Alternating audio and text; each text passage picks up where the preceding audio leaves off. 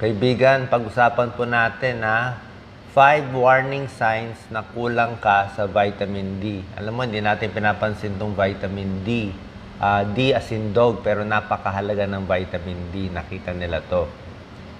Vitamin D, kailangan ng katawan natin para sa calcium absorption, para tumigas ang buto. Diba? Kailangan ng buto. Vitamin D, kailangan ng immune system para hindi tamaan ng infeksyon kasama ang COVID. Kaya nga vitamin D ang binibigay sa gusto umiwas sa infeksyon, di ba? Vitamin D, kailangan sa digestion, circulatory system, nervous system, connected din sa depression. Yan. Okay? Merong test sa vitamin D, kaya lang medyo mahal eh. Ako din ako nagpapatest eh. Uminom na lang ako ng vitamin D supplement. Anyway, ang normal levels ng vitamin D, 20 nanograms per milliliter. Pero chinecheck yan sa blood test. So, 5 sintomas na posible. Posible lang naman na kulang ka sa vitamin D. Number 1, laging pagod. Kung laging pagod, mahina katawan, inaantok sa umaga, parang walang lakas, pag chinek nila yung vitamin D, nakita nila medyo mababa. At pag pinainom ng mga supplement o mga pagkain mataas sa vitamin D, gumaganda, lumalakas sila. So, fatigue o pagod ang number 1 warning sign. Number 2 warning sign, yung laging mahina ang buto.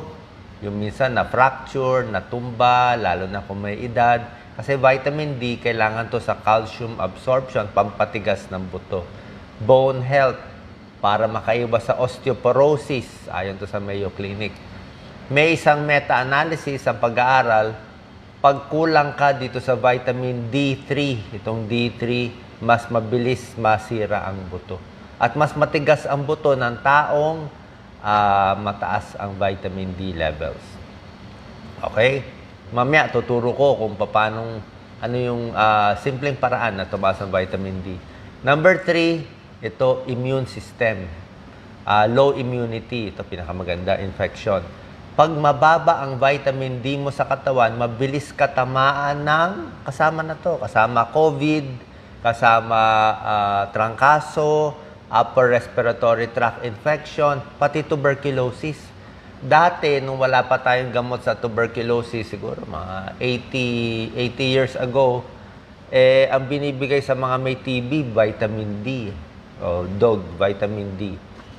Isang pag-aaral din, meta-analysis, February 2017, basta mababa yung vitamin D, mas nagkaka-upper respiratory tract infection. At pag binigyan ng vitamin D, 50% less na nagkakasakit. May isang pag-aaral sa COVID, bago pa lang to eh. Nung bago pa lang ang COVID, October 2020, Journal of Clinical Endocrinology and Metabolism. Nakita nila na 82% ng na-hospital sa COVID, I think ito pa yung alpha strain eh.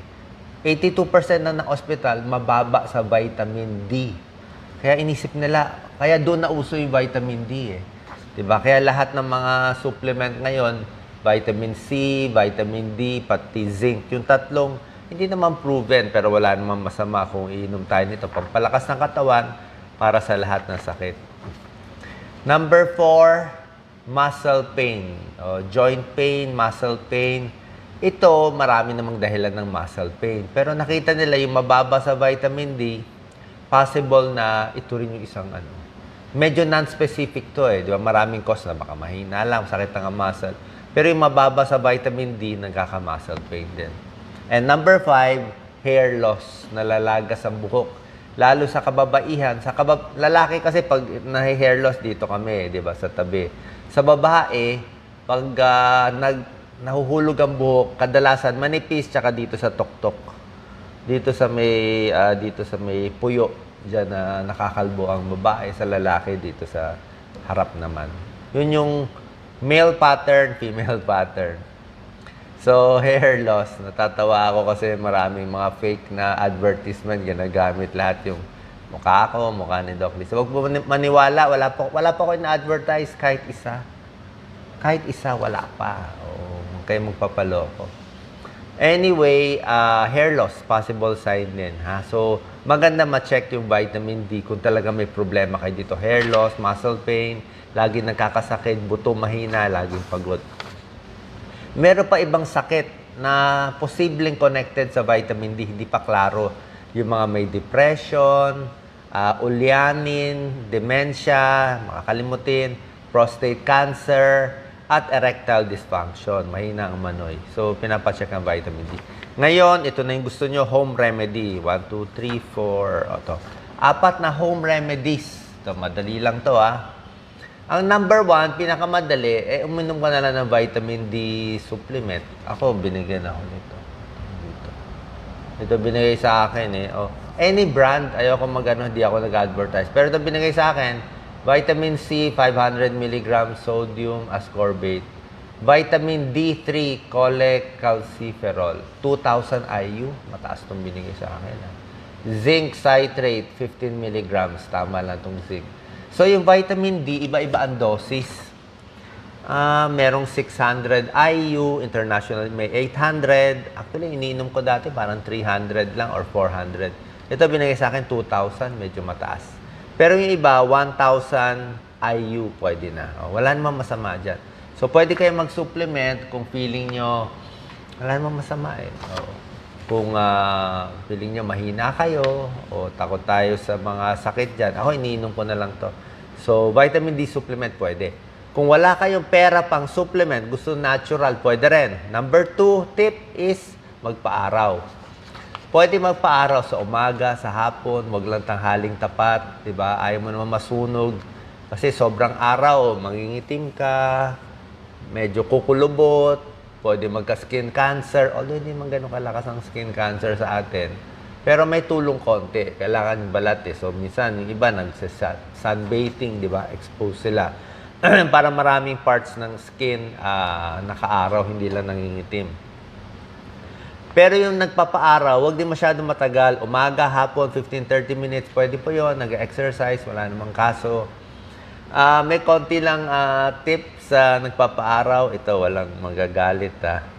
Ang sabi dito, ayon sa pag-aaral, hindi ko naman to pag-aaral, yung taong medyo maitim, di ba?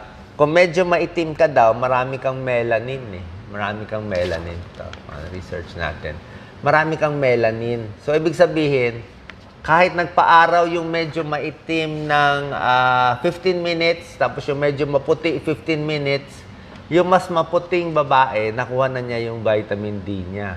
Pero yung medyo mas kayumanggi, kulang ka pa sa vitamin D. Kasi medyo nabablock Nabablock nung melanin natin. So, mas matagal ka magpapa-araw. So, siguro yung sa mga sa Africa na mas maitim, mas matagal sila magpa-araw. Baka 1 hour kailangan bago makuha yung vitamin D. Yun lang naman sinasabi. And mga mas matatanda, mas senior, mas matatanda, yung balat natin, kung mas matatanda, hindi na ganun kaganda, kalakas mag-absorb nitong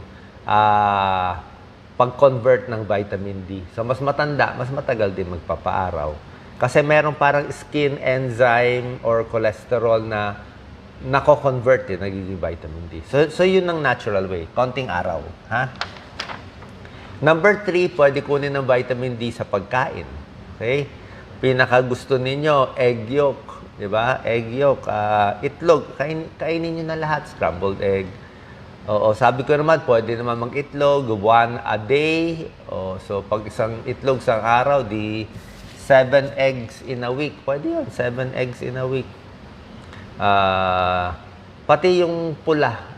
Actually, okay yung pula. Si Doc Lisa, hindi kinakain yung pula. Taas kasi ng cholesterol niya. Ngayon, masama ba yung egg yolk, yung pula, yung masarap sa may cholesterol? Dati, medyo masama. Ngayon, parang okay naman. Para sa akin, wala namang kaso. I don't think hindi na siya ganun ka-harmful Wala namang masama Diba? Lalo na kailangan mo yung vitamin D. Kainin mo na rin yung egg yolk. Diba? 1 a day lang naman. O kung kumain ka 2 itlog ngayon, wag muna bukas. Skip muna, ha? May nagpadala sa akin ng video, yung bata ba yun? Ewan ko ba, sa China ba yun? O sa Korea, kumain ng 20 eggs. Pakita ka daw kay Doc Willie, 20 itlog sa isang araw. Masama naman. Huwag naman 20, 1, 2 lang. Pwede rin vitamin D, fatty fish, isda, di ba? Pwedeng bangus, may pera, pwede salmon, pwede tuna, mackerel, sardines, basta isda. Marami ding vitamin D. Seafoods, meron din. Hipon, mahal ang hipon eh. Mushroom, ang mushroom mataas sa vitamin D. At number 4, meron naman nabibili sa supermarket, merong mga pagkain na nilagyan na ng vitamin D yung pagkain. So, palagyan natin yung mga cereal, di ba? Yung mga cereal, nilalagyan ng vitamin D. O may mga juice, o ibang mga pagkain, hinahaluan ng vitamin D. Pwede na rin yun. Di ba yung mga cereal sa Amerika, nilalagyan ng vitamin, C, A, hinahaluan nila. Okay po. So, yun po, supplement, araw, pagkain, yan, makakatulong. Sana po nakatulong itong mga video sa inyo. Ang dami niyong tinatanong, kaya lang, mahaba itong video ko Salamat po. Thank you po sa stars. Anong vitamin ang kailangan? Vitamin C, vitamin D, at zinc citrate. Hindi ko to ina-advertise, binigay lang to sa akin. At hindi ko na napapakita yung brand. Hindi ko papakita yung brand. Ay, baliktad naman C, D, zinc. Binigay sa akin ng pinsan ko Saan makakuha ng Molnupiravir? Sa Maynila, libre po.